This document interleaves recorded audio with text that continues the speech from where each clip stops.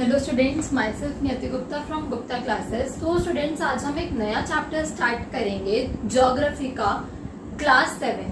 आपकी book are environment से chapter 1 environment. तो देखो, सबसे पहले जब हम एनवायरमेंट चैप्टर के बारे में पढ़ेंगे तो हमें क्या पता होना चाहिए अबाउट एनवायरमेंट। एनवायरमेंट क्या होता है?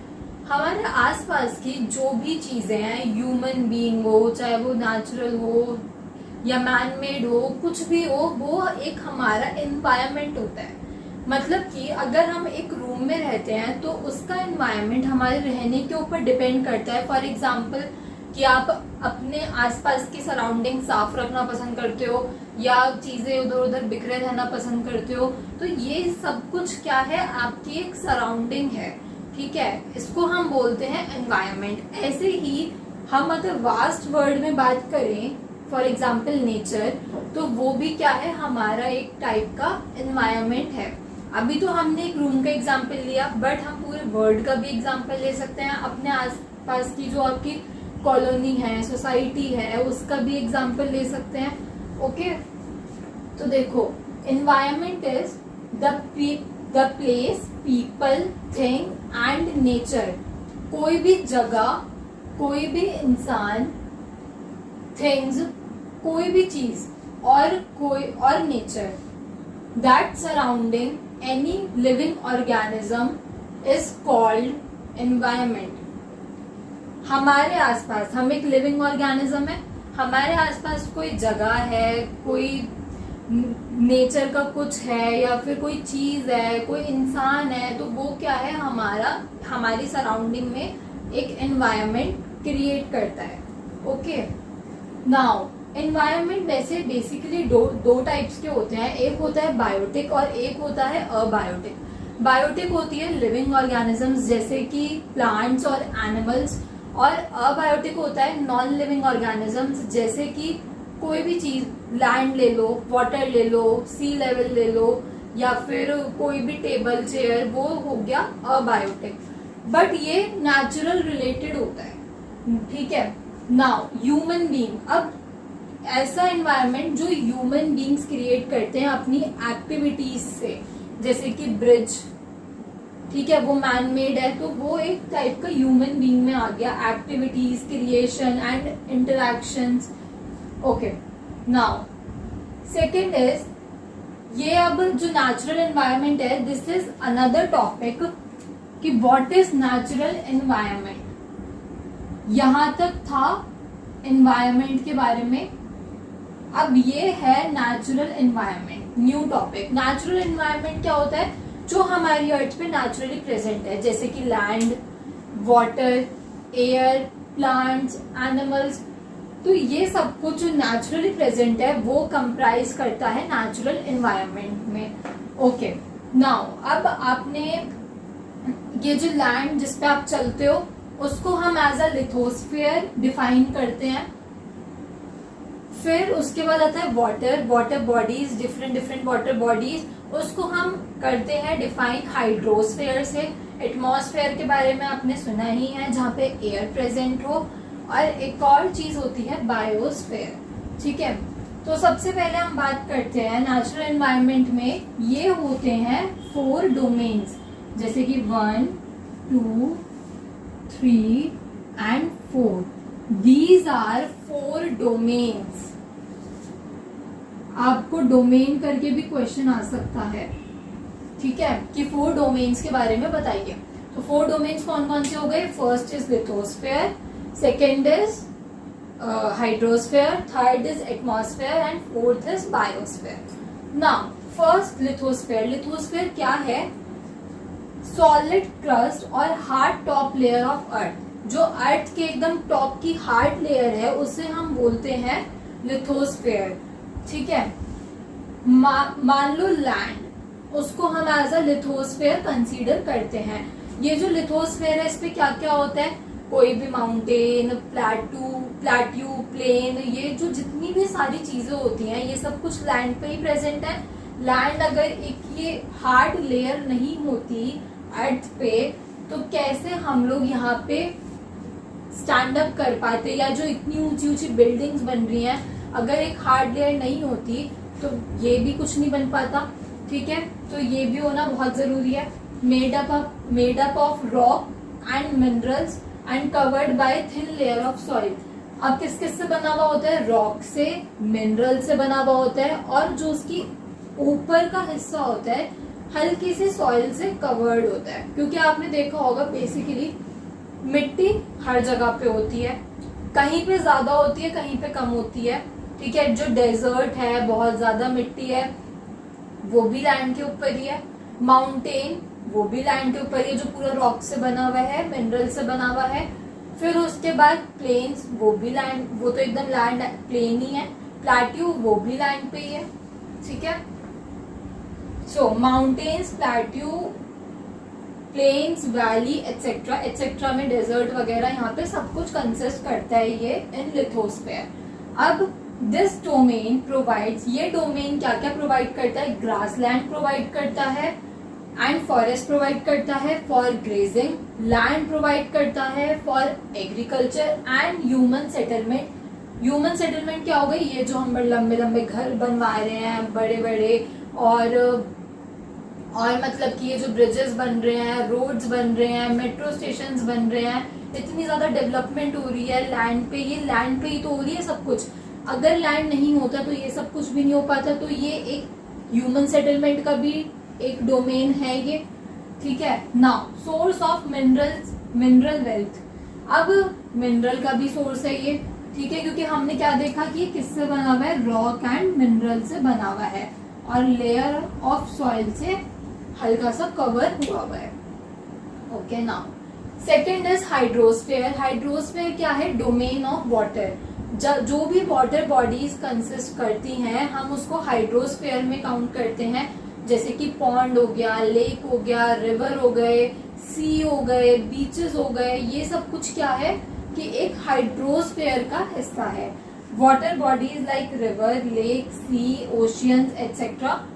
नाउ अब जो वाटर होता है वो बहुत ज्यादा एसेंशियल होता है लिविंग बींग्स के लिए। आप खाने के बिना फिर भी 1-2 दिन जी सकते हो, बट पानी के बिना ज्यादा से ज्यादा 1 दिन, क्योंकि हमारी बॉडी को वाटर बहुत ज्यादा अमाउंट में चाहिए होता है, because our body is 70% consist of water, ठीक है। और हमारी जो वाटर रिक्वायरमेंट्स हैं, कहते हैं ना कि 8 ग्लास पानी रोज पीना चाहिए, 8 ग्लासेस ऑफ वाटर रोज पीना चाहिए, वरना उसके बिना नहीं, मतलब कि आप हेल्दी डाइट ले रहे हो but 8 glasses of water is must. Okay, so ये एसेंशियल भी है लिविंग ऑर्गेनिजम्स के लिए। वैसे लिथोस्फेयर भी बहुत ज्यादा एसेंशियल है, क्योंकि अगर लैंड ही नहीं होगा तो हम ये सब कुछ बिल्डअप ही नहीं कर पाएंगे। बट वाटर इज समथिंग कि जिसके बिना हम जी ही नहीं सकते, बिल्कुल नहीं जी सकते, ठीक है। Now third domain is atmosphere. अब एटमॉस्फेयर क्या है? This is also like environment. Environment हमारी सराउंडिंग्स जो है एनवायरमेंट की वो कंसिस्ट करती है, ठीक है। पर हम उसमें एनवायरमेंट में क्या क्या प्रेफर करते हैं? प्लेस, थिंग्स और पीपल, यही, और नेचर, ये सब कुछ करते हैं हम। बट इन एटमॉस्फेयर हम क्या करते हैं? जहां जहां पे भी एयर प्रेजेंट है हमारे आसपास, हम उस सब को एटमॉस्फेयर में काउंट करते हैं। जैसे कि यहाँ पे देख लो हर जगह पे एयर प्रेजेंट है, यहाँ पे देख लो हर जगह पे एयर प्रेजेंट है, तो ये सब कुछ हमारा एक एटमॉस्फेयर है। सो एटमॉस्फेयर समझ में आया। अब देखो, thin layer of air that surrounds the earth. एक थिन लेयर जिसने पूरी अर्थ के अराउंड सरफेस अपना बना रखा है, उसको हम बोलते हैं एटमॉस्फेयर। और इस एटमॉस्फेयर को अर्थ के पास कौन रखता है? जो अर्थ की ग्रेविटेशनल फोर्स होती है। The gravitational force of earth holds the atmosphere. उसने हमारा पूरा का पूरा एटमॉस्फेयर अर्थ के पास ही होल्ड करके रख रखा है। Now it protect us from harmful rays and scorching heat of sun. अब हमारे जो अर्थ है उसके आसपास कुछ लेयर्स प्रेजेंट हैं, ठीक है। मतलब कि एटमॉस्फेयर में कुछ लेयर्स प्रेजेंट है जिससे हमको यूवी रेज जो सन से निकलती हैं उससे प्रोटेक्शन मिलती है, उसकी हीट से प्रोटेक्शन मिलती है। बिकॉज अगर हमारा एटमॉस्फेयर वर्क नहीं करेगा ठीक से या उसकी लेयर्स नहीं होंगी तो जो डायरेक्ट सन की रेज अर्थ पे पड़ती हैं वो हमको स्किन बर्न कर देंगी या फिर स्किन कैंसर कर देंगी, और भी बहुत सारे यूवी रेज से, यूवी रेडिएशन से बहुत ज़्यादा नुकसान होते हैं, वो भी हम लोगों को उठाने पड़ेंगे। ठीक है। Now consist of number of gases, बहुत सारी गैसेस प्रेजेंट हैं जैसे कि नाइट्रोजन, ऑक्सीजन, बहुत सारी gases, number of gases, carbon dioxide और भी बहुत सारी हैं, मीथेन वगैरह, ये सब कुछ स्मॉल अमाउंट में प्रेजेंट है, कुछ ज्यादा अमाउंट में प्रेजेंट है, but various of gases are present in our atmosphere. Now dust particles भी प्रेजेंट होते हैं और वाटर वेपर भी प्रेजेंट होते हैं हमारे एटमॉस्फेयर में, ये तो आप लोगों को पता ही होगा। अब देखो बायोस्फीयर, आर फोर्थ डोमेन। अब ये जो बायोस्फीयर है हमने एक एक करके सब जगह की बात करी, जैसे कि लिथोस्फीयर में लैंड कंसिस्ट करता है, हाइड्रोस्फीयर में वाटर कंसिस्ट करता है, एटमॉस्फेयर में एयर कंसिस्ट करता है। बट इन बायोस्फीयर में क्या कंसिस्ट करता है, तीनों की तीनों चीजें, लैंड, एयर एंड वाटर, जो ये तीनों चीजों को कंस्टिट्यूट करके बनता है वो होता है हमारा बायोस्फीयर। और ये बहुत ही नैरो रेंज में होता है, बहुत ही नैरो रेंज में, ठीक है, इन तीनों के मुताबिक। जैसे कि it is a narrow zone of earth, बहुत ही छोटा जोन है अर्थ का जहाँ पे लैंड भी, वाटर भी और एयर भी इंटरैक्ट करता है एक दूसरे से। ओके, अब इस बायोस्फीयर में क्या क्या आ गया, प्लांट्स भी आ गए, एनिमल किंगडम भी आ गया, सब कुछ आ गया इसमें। Okay, so this is biosphere, but it is a narrow zone, बहुत छोटा जोन होता है जब तीनों एक साथ कांटेक्ट में आते हैं।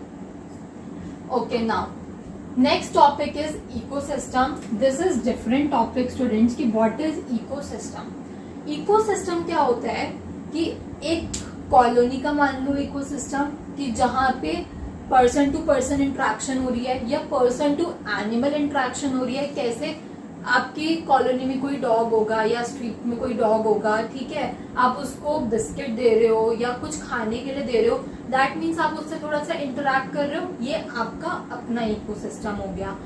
फॉर एग्जाम्पल पॉन्ड में, एक पॉन्ड में आपके एनसीईआरटी में इसका इमेज भी बना हुआ है, मैं यहाँ पे वो इमेज नहीं बना सकती थी। जैसे कि एक लेक है या नहीं, एक पॉन्ड है, ये एक पॉन्ड है, इसमें डक्स है, डक्स है, ये यहाँ पे डियर और एलिफेंट पानी पी रहे हैं, तो ये हो गया एक पॉन्ड का इकोसिस्टम कि डक उसमें रह रही है, डियर और एलिफेंट जो है पॉन्ड में पानी पीने के लिए आ रहे हैं, और बेसिकली कोई भी बर्ड अगर कुछ पॉन्ड वगैरह के ऊपर से उड़ती है तो ऑब्वियसली जब उसको प्यास लगती है तो वो यहीं पे आएगी पानी पीने, जब उसको दिख रहा है एक सोर्स अपने सामने पानी का, तो यहाँ पे बर्ड्स भी आ सकती हैं पानी पीने के लिए। तो ये हो गया एक छोटा सा इकोसिस्टम पॉन्ड का। अब जो इकोसिस्टम होता है, समझ में आया कि फिजिकल और chemical interaction between the people, उसको हम क्या बोलते हैं, इकोसिस्टम। डेफिनेशन देखो, बिल्कुल एनसीईआरटी वाली डेफिनेशन है। डेफिनेशन में वर्ड्स बहुत ज्यादा मैटर करते हैं, चाहे आप उसको अपनी लैंग्वेज में लिखो, बट कुछ इंपॉर्टेंट वर्ड्स होते हैं जो टीचर ढूंढती है आपकी डेफिनेशन में, और वो इंपॉर्टेंट वर्ड्स हमेशा लिखे होने चाहिए। ठीक है, जैसे कि it is a system formed by interaction of all living organism, सारे लिविंग ऑर्गेनिजम्स को जो इंटरैक्शन होती है उसको मिला के बनता है with each other and with the physical and chemical factors of the environment in which they live, जिसमें वो लोग रहते हैं, ये पूरा environment जिसमें हम लोग रह रहे हैं। all are liked by transfer of energy and material। जैसे कि ये जो पॉन्ड है वो क्या दे रहा है, पानी दे रहा है, अपने अंदर का मटेरियल निकाल के दे रहा है, ठीक है। नाउ अब जैसे कि कोई टाइगर है, वो किसी हर्बीवोर एनिमल को खा लेता है, फॉर एग्जांपल रैबिट ले लो या डियर ले लो, जिसे भी वो खाता है, तो उससे क्या होता है, वो उसको एनर्जी ट्रांसफर कर रहा है, राइट। तो क्योंकि उसी को खाने से उसको, टाइगर को एनर्जी मिलती है, तो वो एनर्जी ट्रांसफर कर रहा है। यहाँ से क्या ट्रांसफर हो रहा है, मटेरियल ट्रांसफर हो रहा है। अब दोनों के आपको एग्जांपल दे दिए। तो this is basically a ecosystem, an ecosystem. Okay, relation between organisms and surrounding, जो रिलेशन होता है हमारी सराउंडिंग्स के साथ हमारा या किसी और भी ऑर्गेनिज्म का, उसको हम एक्चुअली में इकोसिस्टम में कंसीडर करते हैं। नाउ एग्जांपल, अ लार्ज रेन फॉरेस्ट। अब इकोसिस्टम किसी छोटी जगह से किसी बड़ी सी जगह का भी हो सकता है, जैसे कि सबसे बड़ी जगह अ लार्ज रेन फॉरेस्ट, किसी लार्ज रेन फॉरेस्ट का भी इकोसिस्टम हो सकता है। Grassland, desert, mountain, lake, river, ocean and even a small pond. और स्मॉल पॉन्ड का मैंने आप लोगों को एग्जांपल दे दिया, ठीक है। तो ये हो गई इकोसिस्टम के ऊपर बात और उसके एग्जांपल्स। अब हमारा एक लास्ट टॉपिक बचा है, ठीक है, वो भी पढ़ लेते हैं। Okay, so students, let's move to the another topic, that is human environment. अब आप लोग देखो कि जब ये बहुत मिलियंस ऑफ ईयर्स पहले, जब ज्यादा ह्यूमंस नहीं हुआ करते थे, जब ज्यादा डेवलपमेंट्स नहीं हुई थी या ऑलमोस्ट नथिंग वाज डेवलप्ड, तो एक बहुत ही ग्रीन सा प्लैनेट हुआ करता था। वाटर भी बहुत ज़्यादा प्रेजेंट हुआ करता था, वाटर बॉडीज, प्लांट्स, ग्रीनरी बहुत ज़्यादा हुआ करती थी। बट जैसे जैसे रिप्रोडक्शन बढ़ती गई, ह्यूमंस बढ़ते गए, पॉपुलेशन बढ़ती गई, फिर क्या हुआ कि ह्यूमंस ने अपनी नीड के हिसाब से इस एनवायरनमेंट को चेंज करना शुरू कर दिया। जैसे कि अपनी कन्वीनियंस के लिए एनवायरनमेंट को मॉडिफाई करना, लंबे लंबे रोड्स बनवाना ताकि ट्रांसपोर्टेशन इजी हो जाए, कम्युनिकेशन के लिए बहुत सारे टॉवर्स लगवाना कि ओवरऑल वर्ल्ड में कोई भी कम्युनिकेशन कर सके, चाहे हम यहाँ पे बैठे हैं, we can contact someone to America, right. हम ओवर द वर्ल्ड कुछ भी कम्युनिकेट कर सकते हैं। हमने बड़े बड़े बिल्डिंग्स बनवाने शुरू कर दिए, शेल्टर्स। देखो, एक चीज होती है कि अपने कन्वीनियंस के हिसाब से किसी चीज को चेंज करना, बट अब लोगों में क्या होता जा रहा है, वो अपनी कन्वीनियंस के हिसाब से नहीं, वो एक ग्रीड में, एक लालच में आके चेंज कर रहे हैं। This is a big difference. Okay, एक नीड जब तक होती है ना, ठीक है, तुम्हें घर में रहना, तुम्हें छोटे से घर में भी रह सकते हो, इतनी बड़े बड़े बंगलोज बनवाने की क्या जरूरत है कि तुम वहाँ पे ग्रीन प्लांट्स ग्रो करो, तुम वहाँ पे पानी को हटा के बताओ तुम पानी के ऊपर शहर बनवा रहे हो। This is really a greedy humans. तो अब ज्यादातर ग्रीड आ गई है, बट पहले ये सब कुछ क्यों शुरू हुआ था, ताकि हम अपने एनवायरनमेंट को थोड़ा मॉडिफाई कर सके अपने हिसाब से। ओके, सो देखो, adapted themselves to natural surroundings, कुछ हमने भी खुद को नेचुरल सराउंडिंग्स के तौर तरीकों से अडेप्ट करा कि हाँ भाई यही एनवायरनमेंट है, यही क्लाइमेट है और हमें इसी की तरीके से अडेप्ट होना पड़ेगा, ठीक है। नाउ हमने फिर क्या करा, modify environment according to their need. Their need मतलब ह्यूमंस की नीड के हिसाब से एनवायरनमेंट को मॉडिफाई करना शुरू कर दिया। देन हमने क्या क्या सीखा, क्रॉप्स उगानी सीखी जिससे हमें खाना मिले, डोमेस्टिकेट एनिमल्स, एनिमल्स को डोमेस्टिकेट करना सीखा, मतलब कि एनिमल्स को पालना सीखा जिससे हमें खुद का फायदा हो, मतलब एनिमल से भी हमें बहुत फायदा होता है, उनसे मेडिसिन बनती हैं, वूल देते हैं वो, लाइक शीप्स, तो हम लोग क्लोथ्स बनाते हैं, मिल्क प्रोवाइड करते हैं, तो मिल्क डेयरीज चलती हैं, राइट। तो इन सब फायदों के लिए एनिमल्स को डोमेस्टिकेट करना शुरू करा and lead a settled life. अब हर कोई अपनी जिंदगी में एक सेटल्ड लाइफ चाहता है, ये सबके साथ, तो अपनी लाइफ को धीरे धीरे सेटल बनाना शुरू किया ना। फिर उसके बाद क्या क्या सीखा, व्हील्स वॉज इन्वेंटेड। देखो, ये ह्यूमन एनवायरनमेंट के एग्जाम्पल्स हैं। व्हील्स वॉज इन्वेंटेड, व्हील को बहुत पहले ही इन्वेंट कर दिया गया था, राइट। व्हील को इन्वेंट करना सीखा। देन बहुत सारा अमाउंट में फूड को प्रोड्यूस करना स्टार्ट किया जब ग्रीन रेवोल्यूशन और वाइट रेवोल्यूशन शुरू किया गया for wheat and rice, right, ठीक है। Now barter system emerge. Barter system क्या होता है, barter system is exchange of goods. Goods मतलब थिंग्स। जैसे कि मान लो कि मुझे कोई चीज चाहिए, मान लो कि चावल चाहिए और आपको चीनी चाहिए, शुगर चाहिए। I want rice and you want sugar. So हम लोग क्या करेंगे, एक्सचेंज कर लेंगे आपस में राइस एंड शुगर। बट कितने अमाउंट में, this was not decided. This is barter system कि एक चीज के बदले दूसरी चीज देना, बट विदाउट मनी। उसमें मनी का कोई रोल नहीं है। जब तक मनी इवेंट नहीं हुआ था तब बार्टर सिस्टम चलता था। So what is barter system? It is the trade in which goods are exchange. Goods exchange करे जाते हैं but without the use of money. Okay, now trade करना स्टार्ट कर दिया कंट्री टू कंट्री कि हाँ ठीक है, आपकी कंट्री में ये ग्रो होता है, आप हमें ये दो तो हम आपको ये प्रोवाइड करेंगे। अच्छे रिलेशंस बनाना दूसरी कंट्री से ताकि ट्रेड चलता रहे। एंड कॉमर्स डेवलपमेंट, बहुत सारी और भी डेवलपमेंट्स होती गई। नाउ इंडस्ट्रियल रेवोल्यूशन जैसे ही इनेबल हुआ तो लार्ज प्रोडक्शन स्टार्ट हो गई हर एक चीज की। जैसे कि अब आप मान लो कि जो बिस्किट हैं, चॉकलेट्स हैं, ये सब कुछ इंडस्ट्रियल प्रोडक्शन ही है। सब कुछ इंडस्ट्री से ही बन के आ रहा है हमारे पास। मान लो कि ये जो ट्राइपॉड स्टैंड है या कोई भी चीज है, सब कुछ एक इंडस्ट्री से बन के आ रहा है। Now transportation becomes faster. Transportation fast होता गया and information revolution made communication easy. Information revolution जो है उसने क्या करा, कम्युनिकेशन को इजी बना दिया और पूरे वर्ल्ड में हम किसी से भी बात कर सकते हैं। सो पूरे वर्ल्ड में ये स्प्रेड हो गया। नाउ बार्टर सिस्टम मैंने आपको बता ही दिया।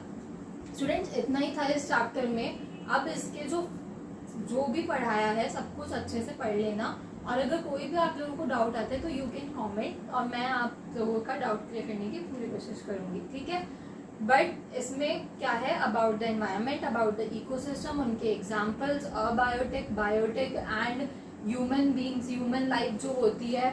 देन उसके बाद अबाउट द ह्यूमन एनवायरनमेंट, इसके examples. And another thing is कि four domains of natural environment that was important, उसे अच्छे से पढ़ लेना, ठीक है। नोट्स अच्छे से बनाना और वीडियो के बाद एक बार एनसीईआरटी से जरूर पढ़ लेना सब कुछ, क्योंकि अपनी लैंग्वेज में अगर पढ़ोगे तो ज्यादा अच्छे से समझ में आएगा। ओके, सो ठीक है student, study well, all the best.